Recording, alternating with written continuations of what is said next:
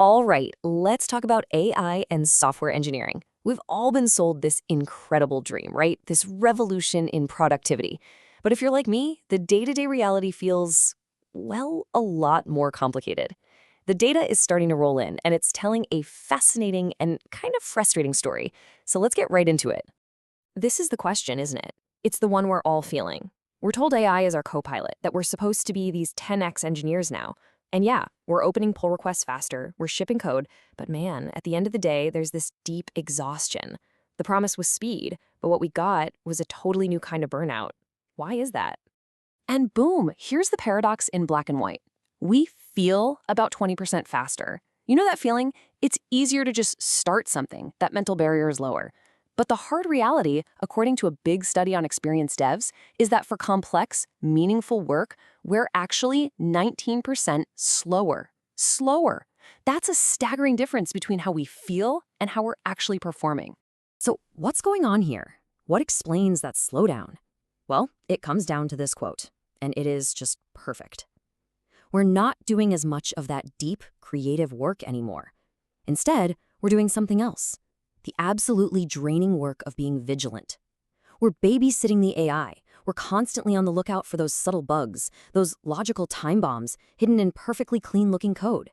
It's a completely different kind of mental load, and honestly, it's way more exhausting. But that fatigue, that vigilance, it's really just the tip of the iceberg. The true costs of these tools go way, way beyond that monthly subscription fee. We're talking about real-world impacts to the bottom line, and to our own brains.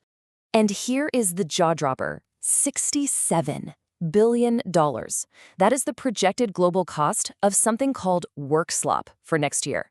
This isn't some fuzzy made-up number. This is the real price that companies are going to pay for all the low-quality, high-rework code that these tools are cranking out at an incredible speed. So what is this work slop exactly?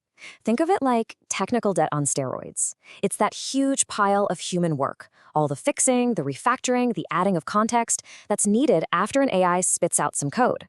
See, the AI's goal is just make it work. Our job is to make it maintainable, and we're the ones left cleaning up the mess. And this really gets at the massive disconnect between the boardroom and us down in the code. The hype is all, AI will write 80% of our code. We can hire fewer devs. Velocity is going to double.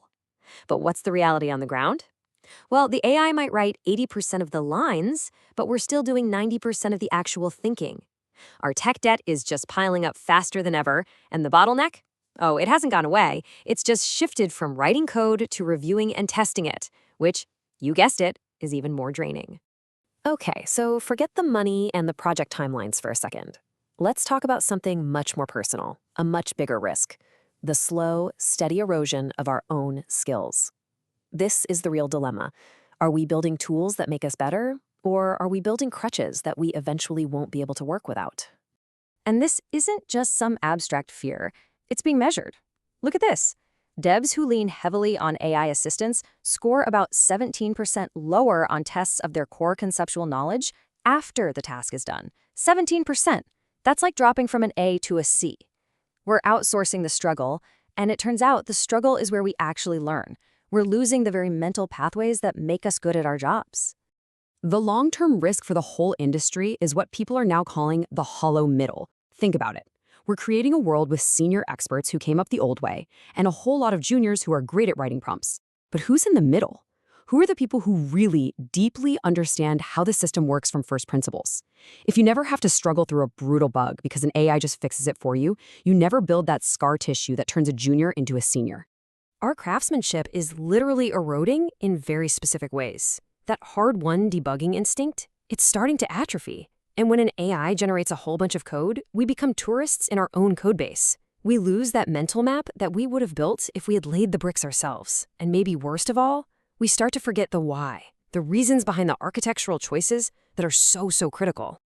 Okay, I know this sounds pretty bleak, but it's not all doom and gloom. The good news is the industry is starting to wake up. We're seeing what looks like a really necessary and, frankly, long overdue correction to this insane hype cycle. The pendulum is finally starting to swing back from AI first to human first. So here's what the next few years could look like. In 2026, we're going to see this massive explosion in AI agent adoption, but that's going to be followed by a pretty brutal shakeout in 2027 as companies look at the bills and the results and say, wait a minute, what are we actually getting for this? And then by 2028, that de-skilling problem we just talked about, it's not going to be a theory anymore. It's going to be a critical business liability. And all of this leads to what people are calling the Great Retrenchment. It's basically a strategic retreat from this an agent for everything fantasy. The focus is shifting away from these fully autonomous systems and back towards workflows that put the skilled human engineer right back in the driver's seat.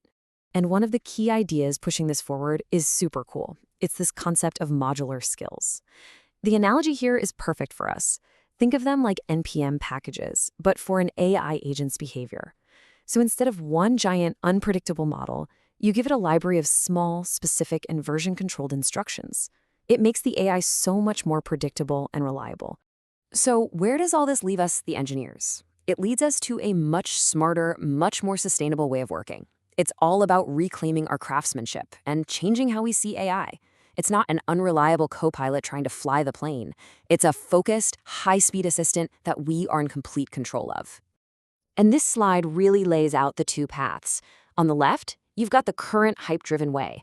Autonomous agents just dumping hundreds of lines of slop on us to review. But on the right, that's the smarter path. It's a de-agented workflow. The human, that's you, writes the hard 20%.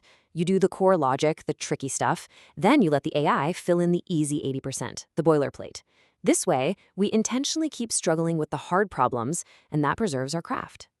So how do you actually do this day to day? Use this simple mental checklist. Think of it as the craftsman's filter.